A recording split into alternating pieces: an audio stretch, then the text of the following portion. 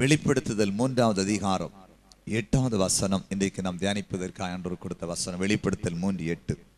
உன் கிரியைகளை அறிந்திருக்கிறேன், நீ என் நாமத்தை மறுதலியாமல் என் வசனத்தை கை கொண்டபடியினால் இதோ திறந்த வாசலை உனக்கு முன்பாய் வைத்திருக்கிறேன், அதை ஒருவரும் பூட்ட மாட்டான். திறந்த வாசல். நம்முடைய தேவன் வாசலை திறக்கிறவர். நம் வாழ்க்கையில் நாம் போக வேண்டிய பாதையில் வாசல்கள் அடைக்கப்பட்டிருந்தால் நம் வாழ்க்கையில் முன்னேற்றத்தின் பாதையிலே போகவே முடியாது. நாம் போகிற பாதையில் நமக்கு முன்பாய் வாசல் திறந்திருக்க வேண்டும். ஒரு வீட்டுக்கு தான் போகிறோம், அந்த வீட்டின் வாசல் பூட்டியிருந்தால் வீட்டுக்குள்ள போக முடியுமா? நம்ம போவோமா? நாம் போகும்போது அந்த வீட்டின் வாசல் திறந்தால் அந்த வீட்டுக்குள் பிரவேசிப்போம். தேவ பிள்ளைகளே, ஆண்டவர் இன்றைக்கு உங்களுக்கு ஒரு வாக்குத்தத்தம் பண்ணுகிறார். நான் உங்களுக்கு முன்பாக வாசலை திறந்து வைக்க போகிறேன். கைகளை தட்டி அல்லேலூயா.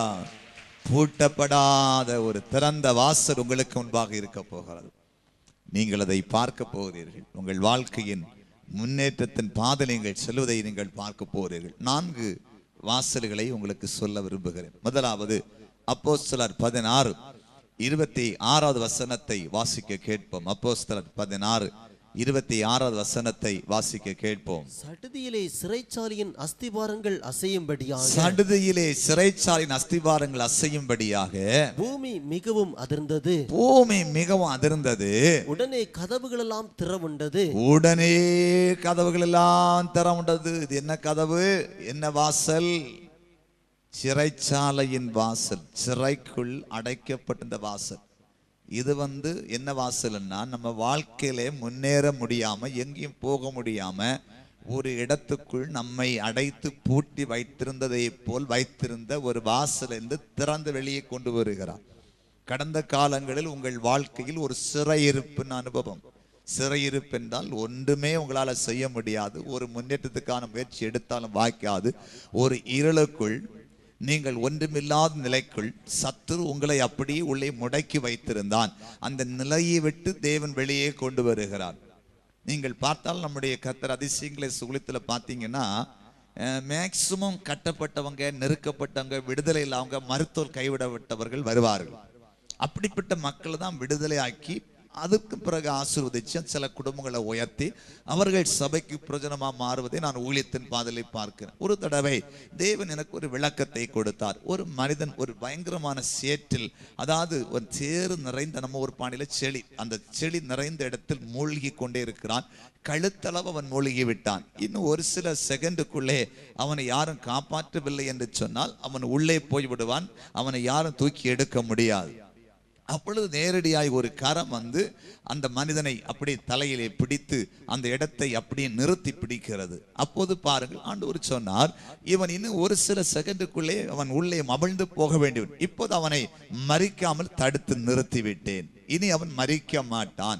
இனி அவனை தூக்கி எடுத்து கழுவி சுத்தம் பண்ணி அவனை நல்ல நிலைக்கு கொண்டு வரணும். அப்படி ஆண்டு சொல்லும்போது சொன்னார், இந்த ஊழியத்திலே, இந்த சபையிலே, இந்த கூட்டங்களில் சில குடும்பங்கள் இனி அவ்வளவுதான், சாவுதான், தற்கொலைதான், மரணம்தான், இந்த வியாதியில விடுதலை இல்லை அப்படின்னு வருவாங்க. ஆனா ஒண்ணு நான் முதல்ல செய்வேன், அந்த மூழ்கிறவன் மூழ்காம நிறுத்துற மாதிரி அவங்க குடும்பத்துல மரண கண்ணிக்கும் அவங்க தற்கொலைக்கும் அந்த காரியம் நடக்காதபடி தடுத்து முதல்ல நிறுத்துகிறேன். கைகளை தட்டி அல்லேலூயா. அடுத்த கட்டம் அவங்களை தூக்கி வெளியே கொண்டு அவங்களுக்கு செய்ய வேண்டிய காரியத்தெல்லாம் செய்வேன். நீங்க புரிஞ்ச, சில குடும்பத்துல சில பிள்ளைகளுக்கு சில பலகீனம், வியாதி. ஒரு உதாரணமா, ஒரு பிள்ளை 10ஆம் வகுப்பு படித்துக் கொண்டிருக்குன்னு வைத்துக் கொள்ளுங்கள். அந்த பிள்ளைக்கு தினமும் தலைவலி அல்லது ஒரு வாந்தி, வயிற்று வருது, பிளஸ் ஸ்கூலுக்கே போக முடியல. பெற்றோருடைய விருப்பம் என்னதாக இருக்கும்? இந்த பிள்ளை படிக்கணும் படிக்கணும் படிக்கணும். ஆனால் ஆண்டவர் முதல்ல என்ன விரும்புவார்னா, இப்ப சாத்தான் பிசாசு விதைத்த பலகீனம் முதல்ல மாறணும். ஏன்னா சில பிள்ளைக்கு தூக்கம் வராது, சில பிள்ளைகளுக்கு கைவலியா இருக்கும். எக்ஸாம்பிள் தான் சொல்றேன். சில நேரத்தில் அது ஒரு மரண கட்டு கொண்டு போய் எங்கேயாவது கொண்டு ஒரு கேன்சர் வியாதியா மாத்தி விட்டுருவான். இல்லைன்னா ஒரு இருதய பலகீனத்தை கொண்டு வச்சோம், கிட்னி ஃபெயிலியர் ஆயிரும், சுகர் ஏறிரும், ஏதாவது ஒண்ணு கொண்டு போட்டுருவான். அப்படி அதெல்லாம் ஆண்டு சொல்லுவாரு, முதல்ல பிள்ளைக்கு விடுதலை கிடைக்கும், படிப்பு வரும். ஒரு மாசம் போகாம அடுத்த மாசம் பிள்ளை போக முடியாது. நிறைய பிள்ளைங்க போயிருக்காங்க, போக வச்சிருக்கிறாரு, நடந்துட்டு இருக்காரு. ஆனா முதல்ல இதை பெற்றோர் பார்க்க மாட்டாங்க. பாஸ்டர் பாஸ்டர் பாஸ்டர் பிள்ளை போல இல்லைங்கம்மா, முதல்ல இப்ப கழுத்துல மூழ்கிச்சு, கழுத்துக்கு அளவு மூழ்கிட்டு முதல்ல காப்பாத்திடுவோம். முதல்ல ஜீவன் போகாம பாதுகாப்போம், முதல்ல சாகாம பாதுகாப்போம், அடுத்த அப்புறம் எல்லாம் வந்துருமே. புரிஞ்சு உங்களுக்கு விஷயம் புரிஞ்சுதா? இதான் ஆண்டு செய்யறாரு. சில குடும்பங்களை பிசாசு கட்டி அவங்க வெளியே வர முடியாம வச்சிருக்க ஆண்டவர் செய்கிறாரு. அந்த வாசலை திறந்து வெளியே விடுகிறார். கைகளை தட்டி அலையா. சில பறவைகளை கூண்டில் அடைத்து வைத்திருந்தால் திறந்து விடும்போது எவ்வளவு மகிழ்ச்சியாய் வெளியே சுதந்திரமாய் பறக்கிறதோ, அப்படியே சிறைப்பட்ட அனுபவத்துக்குள், சாபத்தின் கட்டுகளுக்குள், பாவத்தின் கட்டுகளுக்குள், வியாதின் கட்டுகளுக்குள், கடன் பிரச்சனை கட்டுகளுக்குள் இருக்கிற அந்த வாசலை விட்டு திறந்து நம்மை முதலாவது ஆண்டவர் இயேசு கிறிஸ்து வெளியே கொண்டு வருகிறார். கைகளை தட்டி அலையிலே சொல்லுயா. இந்த நிலையில் எத்தனை குடும்பம் இன்னைக்கு வந்திருக்கிறீங்களோ, முதல்ல சிறையிருப்பின் வாசலை திறக்க அதான் முதல்ல வேணும். இது திறக்காம இருந்துட்டு ஐயோ ஐயோ முறைய மரம் விழிச்சாலும் ஜெயில இருக்கணுக்கு ஒன்றும் கிட்டாது. காலையில் கூழும் கஞ்சியும் ஆப்டவுசர் தான் கிடைக்கும். கைகளை தட்டி அழுதுயா ஒன்றும் கிடைக்காது. சிறையை விட்டு வெளியே வந்தாதான் அவன் ராஜாவுடைய பிள்ளை போல கெம்பீரமாய் திரிய முடியுமே தவிர, சிறைக்குள் இருந்தால் அங்கு அவனுக்கு சுதந்திரம் கிடையாது. எத்தனையோ குடும்பத்தை பிசாசு சிறை பிடித்து விட்டான். அதற்காக ஜெபித்திருக்கிறீங்களா? முதல்ல சிறையிருப்ப மாற்றும். என்னுடைய சிறையிருப்பு அனுபவத்தை விட்டு வெளியே கொண்டு வாரும். இன்றைக்கு அப்படி சில குடும்பங்கள் இருப்பதை பரிசுத்த ஆவியானவர் தெளிவாய் சொல்லுகிறார். முதலாவது சிறையிருப்பிற்குள் இருக்கிற உங்களுக்கு அந்த சிறையிருப்பிட்டு வெளியே வருவதற்கு ஒரு வாசலை என் இயேசு திறந்து விடுகிறார். கைகளை தட்டி அலையில சொல்லுங்க. இரண்டாவது ஒரு வாசல் பாருங்க. என்ன வாசல்? அப்போஸ்தலர் 12:10 வசனத்தை வாசிப்போம். அப்போஸ்தலர் 12:10 வசனத்தை வாசிக்க கேட்போம். அவர்கள் முதலாம் காவலையும் இரண்டாம் காவலையும் கடந்து, அவர்கள் முதலாம் காவலையும் இரண்டாம் காவலையும் கடந்து நகரத்திற்கு போகிற இருப்பு கதவண்டையிலே வந்தபோது, நகரத்துக்கு போகிற இரும்பு கதவண்டையிலே வந்தபோது அது தானாய் அவர்களுக்கு திறவுண்டது. நகரத்துக்கு போகிற இரும்பு கதவு தானா திறந்தது. இங்க ஒரு கதவு, ஒரு வாசல் திறந்துச்சு. இது எங்க போகிற வாசல்? எங்க போகிற கதவு? இப்போ ஆண்டவர் சிறையிருப்பின் அனுபவத்தில் கதவை திறந்துட்டாரு. அடுத்து என்ன வாசலை திறக்கிறாரு? நகரத்துக்கு நம்ம போனோம், பட்டணத்துக்கு போனோம். இது எதை குறிக்கும்னா, நம்ம வாழ்க்கையில ஆசீர்வாதத்தை சுதந்திரிப்பதற்கான வாசலை திறந்து விடுகிறார். கைகளை தட்டி அலையில சொல்லுயா. கிராமத்துக்கு போற வாசல், பட்டணத்துக்கு போகிற வாசல், சபைக்கு போற வாசல், ஊழியத்துக்கு போற வாசல், பிசினஸ் பண்றதுக்கான வாசல், வியாபாரத்துக்கான வாசல், இன்டர்வியூக்கான வாசல், நல்ல படிப்பதற்கான வாசல், பிள்ளைகளுக்கு திருமணத்திற்கான வாசல். புரியுதா? அடுத்த கட்டம் அங்க கொண்டு போறாரு. முதல்ல சிறையிருப்பது வந்து ஒண்ணு இல்லாம வெளியே கொண்டு வராரு. அந்த வாசலை திறந்து அடுத்த கட்டம் செய்கிறாரு.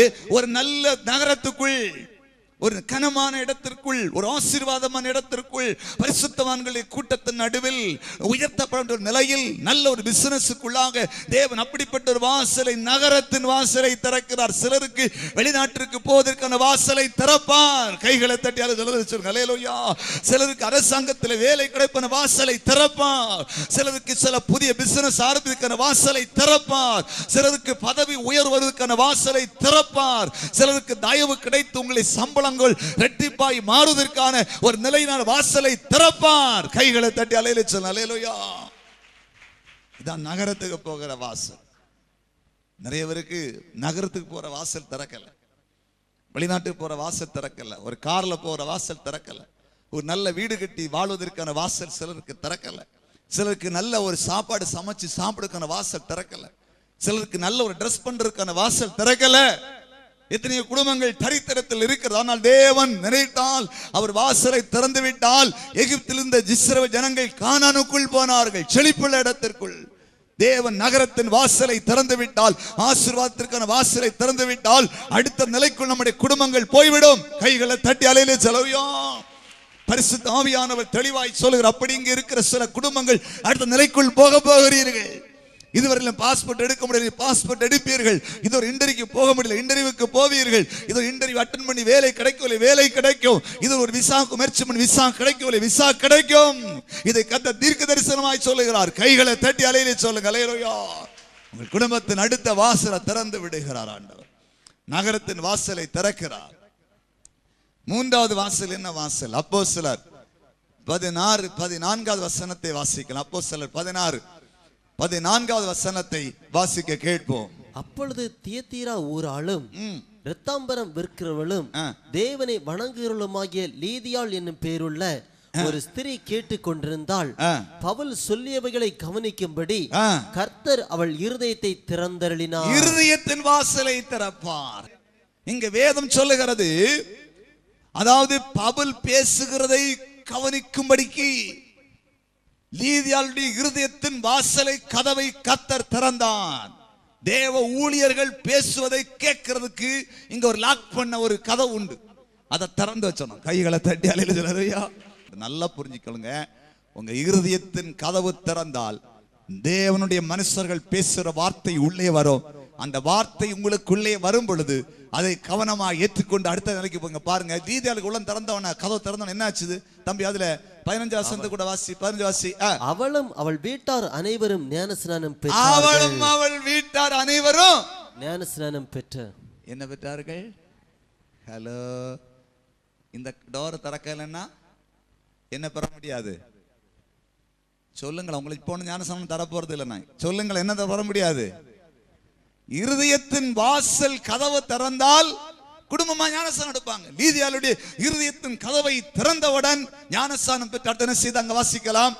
அவள் எங்களை நோக்கி, அடுத்தது கேட்கிறா ஊழியர்களை பார்த்து, எங்களை நோக்கி, நீங்கள் என்னை கர்த்தரிடத்தில் விசுவாசம் உள்ளவள் என்று எண்ணினால், நீங்கள் என்னை கர்த்தரிடத்தில், ஏன்னா விசுவாசம் உள்ளவளா மாறிட்டா ஏசப்பாட்ட, விசுவாசம் எண்ணினால் என் வீட்டிலே வந்து தங்கியிருங்கள் என்று. ஏன் பாருங்க, அவங்க நடத்தின பாஸ்டரை கூப்பிடுறா, அப்போஸ்தலன் பவுல, எங்க வீட்டுல வந்து தங்கியிருங்கள் என்று எங்களை வருந்தி கேட்டுக்கொண்டாள். வருந்தி கூட்டி கேட்டுக்கொண்டாள். அல்லேலூயா. பாஸ்டர், எங்க வீட்டு ஒரு நாள் வாங்க பாஸ்டர், ஒரு வீட்டு ஒன்னொருத்த வாங்க பாஸ்டர், எங்க புருஷன் வந்திருக்காரு பாஸ்டர், எங்க பிள்ளைங்க வந்துருங்க பாஸ்டர், ஒரு நாள் வாங்க, ஒரு காப்பி குடிச்சு டீ குடிச்சிட்டு போலான்னு கூப்பிட்டுருப்பாங்க. அப்படிதானே?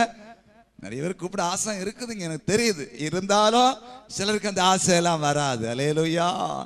உள்ளம் திறந்துன்னா, இருதயம் திறந்துன்னா, உங்களை நடத்துகிற தேவ மனிதரோடு கூட பந்தி இருக்கணும், ஐக்கியம் இருக்கணும், வீட்டில் வந்து புசிக்கணும், அப்படிலாம் எண்ணம் வரும். புரியுது அவங்களுக்கு? அந்த எண்ணம் வந்துச்சு, காரணம் நான் இருதயம் திறந்தாதான் வரும். கைகளை தட்டி அல்லேலூயா.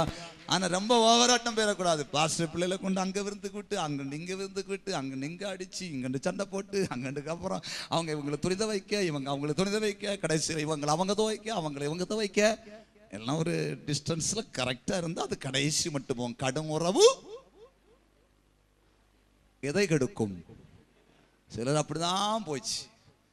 ஒரு குடும்பம் கிடைச்சா போதும், கடும் உறவு தான். இவங்க கார்ல அவங்க, அவங்க கார்ல இவங்க, இவங்க கார்ல அவங்க, அங்க போய் இங்க போய் இங்க போய் கடைசியில பெரிய பிரச்சனை. அது இல்லாம லிமிட்டா கடும் காப்பி குடிச்சாலும் லிமிட்டா சுகர் போட்டு குடிச்சு கரெக்டா இருந்தா கரெக்டா இருக்கும். ஆனா ஒன்று சொல்றேன், உங்கள் இருதயம் சரியாய் திறக்கப்பட்டதென்றால், தேவ பிள்ளைகளை கொண்டு, தேவன் மனுஷனை கொண்டு போதிக்கிற வசனம் உங்களுக்குள்ள வந்து நிச்சயமா பாவத்தை விட்டு மனம் திரும்பி ஞானஸ்நானம் எடுத்து கர்த்தர் மேல் விசுவாசமாய் மாறி உங்களை போதிக்கிற மனுஷன் வீட்டுக்கு வர மாட்டாரா?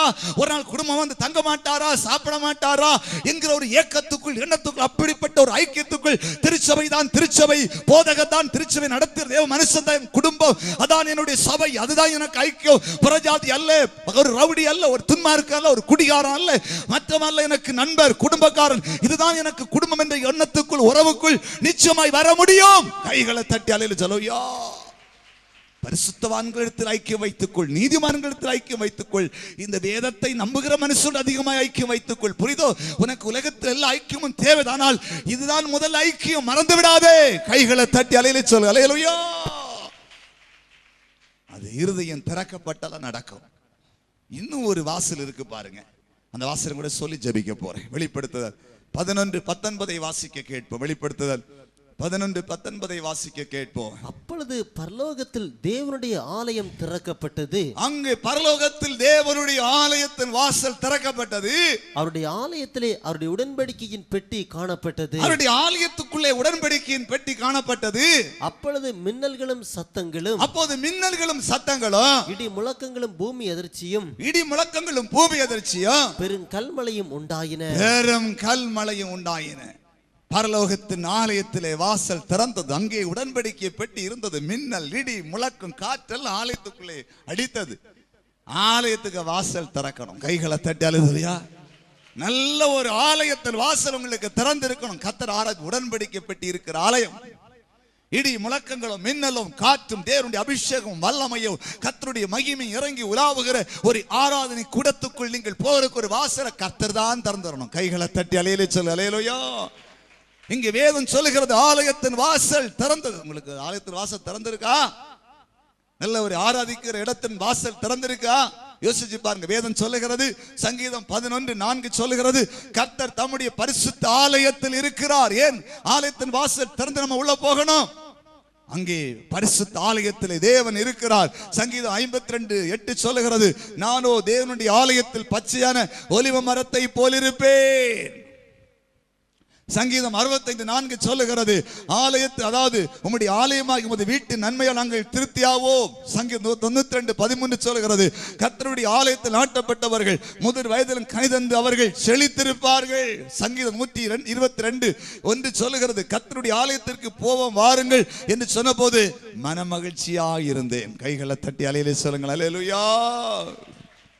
நல்ல ஒரு ஆவியோடும் உண்மையோடும் ஆராதிப்பதற்கான ஒரு ஆலயத்தின் வாசல் திறக்கணும். உடன்படிக்கை பெட்டி இருக்கிற ஆலயத்தை வாசல் திறக்கணும். திறந்திருக்கா? சாட்சியெல்லாம் கேட்டீங்க. 3.5 வருஷமா அங்கேயும் ஓடணும். குறிப்பா குடும்பமா ஆராதிப்பதற்கு ஒரு டிவி நிகழ்ச்சி பார்த்து புருஷன் தான் கூட்டிட்டு வந்தாரு. அதுக்கப்புறம் என்னெல்லாமோ நலக நடக்க ஆரம்பிச்சுட்டு, புரிதவங்களுக்கு அப்படிப்பட்ட ஒரு வாசல் திறக்காதவர்கள் ஜெபிக்கணும். ஆண்டவரே, உம்முடைய உடன்படி எடுக்கப்பட்டு இருக்கிற ஒரு ஆலயம், மின்னல் இடி முழக்கம், தேவ மகிமை, தேவ பிரசன்னம், தேவ வல்லமை, தேவ ஆசீர்வாதம், அற்புதங்கள் நடக்கிற வசனத்தை உறுதிப்படுத்தப்படுகிற ஒரு திருச்சபையின் வாசல் எனக்காக என் குடும்பத்துக்காக திறக்கணும். நிறைய குடும்பத்தில் அப்படிப்பட்ட வாசல் திறக்காத குடும்பங்கள் உண்டு. ஆலயத்துக்கு போவதற்கு தடைப்பட்ட குடும்பங்கள் உண்டு. புருஷன் ஆலயத்துக்கு விடமாட்டார், பிள்ளைகள் விடமாட்டார்கள், பைபிள் படிக்க விடமாட்டார்கள், ஜெபிக்க விடமாட்டார்கள், வீட்டிலே பாட்டு பாட விடமாட்டார்கள். ஆவிக்கு ஆரம் நிறைவேருக்கு பிடிக்காது.